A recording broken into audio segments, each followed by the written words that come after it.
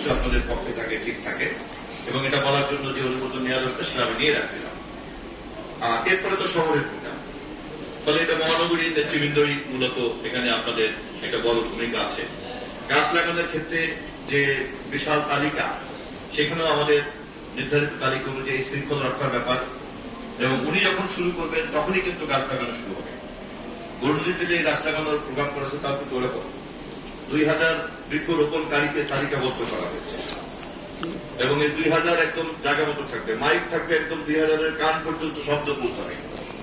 সম্ভবত উনি নিজেই হয়তো কমান্ড করবেন। যদি উনি নিজে কমান্ড করেন, তাহলে কমান্ড কিন্তু একদম শেষ মাথায় যিনি থাকবেন 2000 নম্বরের যে বৃক্ষরোপণকারী, সেও কিন্তু শুনবে। এইভাবে আমরা প্রস্তুতি নিয়েছি। এখানে কি প্রস্তুতি নিয়েছেন আপনারা বলতে পারবেন, আলাপ করতে পারেন। তবে সব প্রস্তুতির মধ্যে যদি কোথাও কোনো চ্যালেঞ্জ থাকে, আমরা সেই চ্যালেঞ্জগুলি নিয়ে কথা বলবো। এখন আবারও আমি বলছি যে পরামর্শমূলক কথায় এই মঞ্চ থেকে যদি কেউ আপনারা বলতে চান বলেন, এরপর আপনাদের প্রশ্ন থাকলে প্রশ্ন করেন, প্রশ্নের উত্তর আমরা দেওয়ার চেষ্টা করব। আমি এই পর্যায়ে